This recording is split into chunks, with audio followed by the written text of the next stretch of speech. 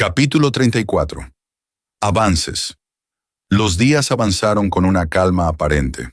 El templo, ahora despojado de las huellas de la muerte, había recuperado algo de su antigua serenidad, aunque las memorias de lo sucedido permanecían como cicatrices que ni el tiempo prometía borrar. Los muertos, sellados bajo el hechizo de no resurrección, fueron entregados a la naturaleza, convirtiéndose en un festín para los animales carroñeros de la zona. Según las palabras de Misa, la salud de Alanna parecía avanzar favorablemente, aunque su prolongado descanso seguía pesando en el ánimo de Masaru. Aquella mañana, como tantas otras desde el ataque, Masaru cumplió con su rutina. Primero visitó a Alanna en su dormitorio, quedándose junto a ella el tiempo suficiente para recordarse que seguía respirando. Luego, se alejó del templo, atravesando el bosque hasta un claro donde podía estar solo. Una vez allí, se sentó con las piernas cruzadas y los ojos cerrados. Dejó que la brisa refrescante acariciara su rostro, se colara por sus fosas nasales y llenara sus pulmones. Los aromas y sonidos de la naturaleza intentaron invadir sus sentidos, pero él se enfocó en su interior. Primero escuchó los latidos de su corazón, cada vez más nítidos, hasta que, poco a poco, el silencio absoluto lo envolvió. Paz.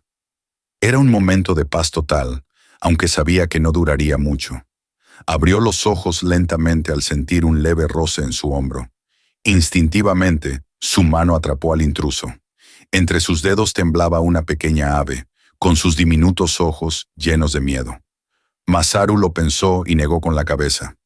Relajó la mano y la criatura, sin perder un instante, emprendió el vuelo batiendo sus alas con desesperación. Hoy no tenía antojo de comer ave. Cuando el pájaro se perdió entre los árboles, el entorno y sus preocupaciones regresaron, como si hubieran estado aguardando ese preciso instante para abordarlo nuevamente. Alanna, susurró, presionando suavemente los dedos contra su frente y trazando círculos lentos, como si pudiera remover sus miedos. Tras un largo silencio, sacudió la cabeza y dejó escapar una risa amarga. Duerme demasiado. ¿No es hora ya de que despierte? ¿Y si se quedaba así para siempre? La sola idea lo aterraba. Misa dice que va a estar bien, y aunque esa mujer no me agrade mucho, creo que se toma su trabajo muy en serio, así que debería creerle. Y lo hacía, o al menos quería hacerlo, pero no podía evitar que su parte lógica y su parte emocional se enfrentaran constantemente. Pero una vez que despierte, cerró la boca de golpe y apretó los puños. No iba a pensar en eso todavía. Se había prometido no hacerlo. Con un brinco y ánimo renovado, se puso de pie y comenzó a caminar de regreso al templo. Su andar era pausado, disfrutando con todos sus sentidos el entorno, recordando su infancia, su vida completa en aquella montaña nevada, con una precipitada nostalgia. ¿Quién diría que llegaría a extrañar tanto esto? Susurró, dejando escapar un suspiro resignado. Siempre quise irme lejos y ahora que tendré que... Casi había alcanzado el templo cuando un par de aromas familiares lo hicieron detenerse en seco. Frunció el ceño mientras se llevaba una mano a la cabeza, rascándose detrás de su oreja lupina. ¿Todavía?, se preguntó en voz baja, ya sabiendo la respuesta. Avanzó unos pasos más y allí los encontró, como lo había hecho tantas otras veces. Aquello ya no era una sorpresa. Se había convertido en un ritual diario. Kujak estaba sentado sobre un tronco caído, con los brazos cruzados y una mirada de pocos amigos. Su pierna derecha estaba estirada sobre la nieve, mientras que la izquierda descansaba inclinada, sujetando bajo su bota de piel a un jadeante Kyle, quien apenas lograba alzar el rostro desde el suelo nevado. Masaru suspiró y se acercó con calma, hundiendo las manos en los bolsillos. Que Kyle lograra darle batalla a un vampiro no lo hace más fuerte que tú. Kyle a duras penas levantó la mirada hacia él. Kujak, por su parte, permaneció en silencio, pero el apretón de su bota pareció intensificarse por un instante antes de retirarla. Masaru entendía su mal humor. La noche del altercado con el vampiro, Kujak y sus otros hermanos estaban de juerga en el pueblo, a diferencia de Kyle, que regresó antes. El hecho de perderse el enfrentamiento con el vampiro lo tenía furioso. Era una oportunidad única, una que él se había perdido, y de algún modo sentía que enfrentar a Kyle lo aproximaba a esa experiencia. Sin embargo, la realidad era obvia. Por más que Kyle hubiera destacado aquella noche, no era rival para su hermano mayor. Kujak tenía una fuerza y una resistencia que superaban las de la mayoría, y Kyle, a pesar de su coraje, no estaba a su nivel. Kujak quitó el pie de la espalda de Kyle y fijó la vista en Masaru, con una mirada de desafío ya reconocible.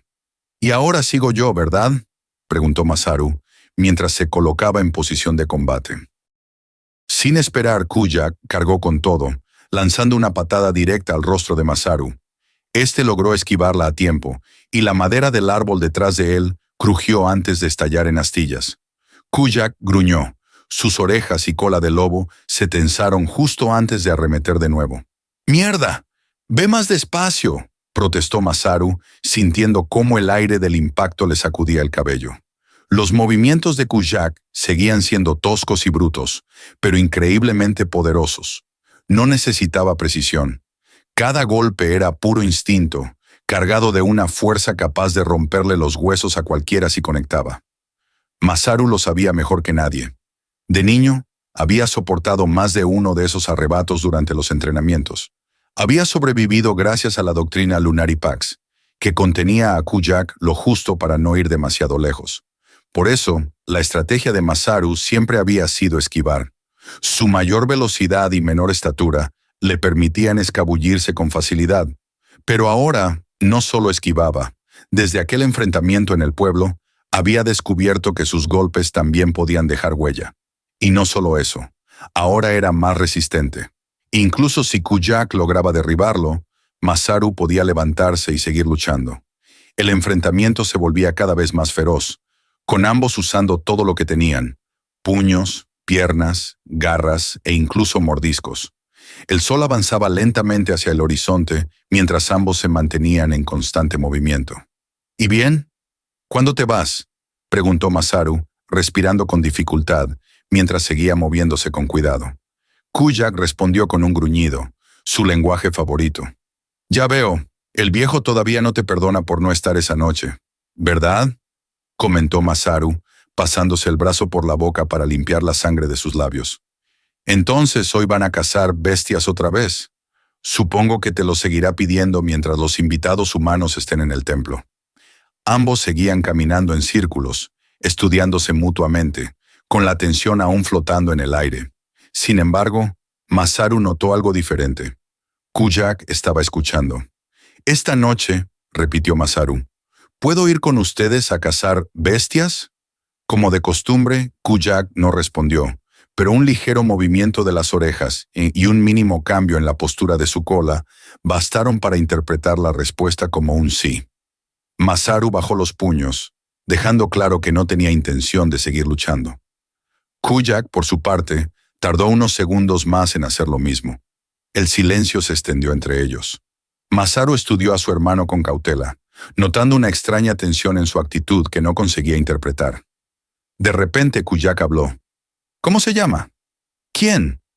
Masaru arqueó una ceja, confuso. «La mujer pelirroja». «Oh, no, esto es malo. Esto es muy, muy malo». ¿Y para qué quieres saber eso?». Kujak le dirigió una mirada cargada de hostilidad. «¿Acaso también te la quieres quedar?». «No, no es eso», se apresuró a responder Masaru, alzando las manos en señal de calma. Kujak lo observaba fijamente, esperando una explicación que justificara su negativa. «¿De verdad tengo que explicarte que es protegida del clérigo?», intentó razonar Masaru. «Si la molestas, te meterás, y nos meterás, en problemas». Kujak entrecerró los ojos, emitiendo un gruñido bajo. No parecía convencido. Masaru soltó un suspiro largo y frustrado, llevándose una mano a la frente mientras su cola se agitaba, en respuesta a su mente que buscaba una rápida solución. «Porque sería impropio», se le ocurrió decir al fin. Kujak ladeó la cabeza, confundido. Masaru tomó aire y continuó. «Por lo que ella me contó, su padre, Drakel, es hijo del hijo principal de Erikuma. Es decir, es su nieto». «¿Y ese quién es?», preguntó Kujak con tono indiferente. Masaru apretó los labios, conteniendo la exasperación. ¿En serio no lo sabes? Aunque yo tampoco lo sabía hasta hace unos días, pensó. Kujak siguió mirándolo, expectante. Erikuma era una leyenda. Se cantan canciones sobre él, historias increíbles. Algunos decían que era un tocado de la naturaleza y... Kujak gruñó, claramente perdiendo la paciencia. Ag, a lo que quiero llegar es que era el padre de tu madre. O sea, tu abuelo. La expresión de Kujak cambió. Ahora parecía interesado, incluso curioso. Por lo tanto, continuó Masaru, la pelirroja es tu prima, de segundo grado, pero sigue siendo tu familia. No creo que esté bien que la hostigues. Para sorpresa de Masaru, el rostro de Kujak se iluminó ante esa revelación. Entonces, empezó a decir con algo de emoción, ¿ella es descendiente de la familia de madre? Masaru se tensó al instante al oír esas palabras. No puede ser. Esa no es la reacción que deberías tener. ¿Por qué ahora pareces más interesado? De la familia de madre, repitió Kujak con un brillo peculiar en los ojos. Su cola comenzó a moverse con un ritmo que revelaba un extraño buen humor. Pero también es maga, soltó Masaru rápidamente, señalándolo con un dedo, casi desesperado. Te sería molesto lidiar con eso. Pero Kujak ya no lo escuchaba. Sin decir una palabra más, se dio la vuelta y se alejó, dejando un rastro de huellas profundas en la nieve. Masaru se quedó paralizado, viendo cómo se alejaba. ¡No puede ser! ¡Mierda, mierda! La acabo de cagar aún más. Sin pensarlo 2 veces, salió corriendo tras él. Sin embargo, tropezó de lleno con algo que estaba tirado en la nieve. ¿Qué? Al mirar hacia abajo, notó a Kyle. ¿Por qué sigues aquí? Masaru y Kyle regresaron al templo. A simple vista, Kyle ya parecía recuperado, pero por alguna razón había decidido quedarse tumbado viendo la pelea. El camino de vuelta fue silencioso, lleno de pensamientos para Masaru, quien se debatía en cómo frenar cualquier intento de Kujak de llevarse a Misa. No quería acusarlo con Okiba, no ahora que las relaciones diplomáticas entre el templo y Kujak aún no se habían formado. ¿Cómo lograba meterse en problemas tan rápido? Como si yo ya no tuviera suficientes cosas con las que lidiar, murmuró Masaru, medio para sí, medio para Kyle. Masaru, interrumpió Kyle de pronto. Su voz sonaba tensa, como si algo lo preocupara. ¿Qué pasa?, preguntó Masaru deteniéndose y volviendo la cabeza hacia él. Kyle tardó un momento antes de responder. ¿Tú? ¿Cómo te sientes?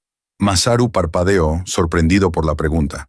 No se la esperaba, aunque era algo que constantemente se preguntaba a sí mismo. ¿Cómo me siento? La respuesta era simple. ¿Qué crees? Me siento del asco. Un vampiro nos dio una paliza. Estuvimos a un pie de morir. Muchos de nuestros hermanos de doctrina murieron. Alana aún no despierta, y como resultado, yo tengo que... Kyle lo interrumpió con un tono de voz inusualmente firme. ¿Por qué lo harás? No fuiste tú. Masaru se detuvo en seco, girándose hacia Kyle con una expresión de sorpresa. ¿Desde cuándo su hermano se había vuelto tan directo? Es obvio. Ella es mi responsabilidad. Y además, volvió la vista hacia el templo que se alzaba en la distancia, con una mirada llena de determinación. Era algo que de todos modos pensaba hacer. Cuando llegaron al templo, Masaru pasó por la cocina. El aroma de la comida era demasiado tentadora. Debí comerme al ave, murmuró arrepentido. El enfrentamiento con Kujak le había abierto el apetito, pero sabía que la comida en la cocina estaba destinada exclusivamente a los invitados humanos. Conchard, los curanderos del pueblo, Misa y... ¿el cocinero? Masaru no estaba seguro de cómo llamarlo. Se suponía que era un secuaz de Conchard, pero no se despegaba de la cocina como si fuera un sirviente. Además, su forma de cocinar era peculiar.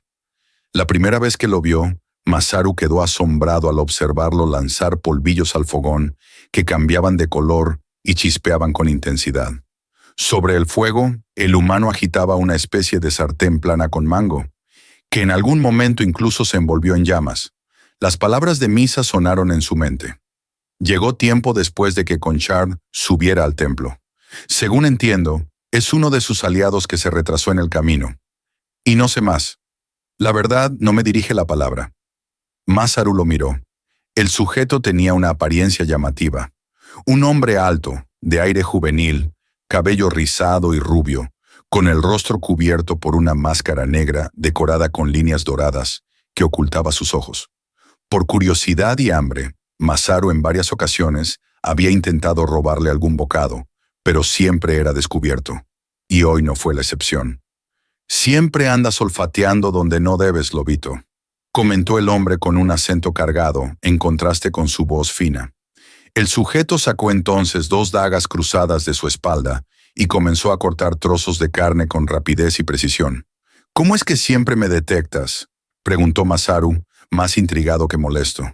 El hombre, vestido de negro con bordes dorados y una T gigante en su pecho musculoso, no respondió de inmediato. Solo después de terminar sus exagerados movimientos al cortar carnes y verduras y bañarlas con una extraña salsa blanca de otra olla, se giró hacia el joven lobo. «Ya que estás aquí, llévale eso a la dama en recuperación», murmuró señalando con la barbilla un vaso lleno de un líquido extraño que olía a hígado molido. Masaru se quedó en blanco ante la indicación. «Pero si ella no puede...» No terminó la frase en su mente. Aquello solo significaba una cosa. Sin decir una palabra más, dio media vuelta y salió corriendo de la cocina. Aceleró por los pasillos, con el corazón latiéndole con fuerza. Esquivó a varios lobos que transitaban por allí y solo se detuvo frente a una puerta que conocía demasiado bien. Con las manos temblando de emoción, deslizó la puerta y entró. «¡Alana!», exclamó, corriendo hacia la cama. Ella estaba despierta.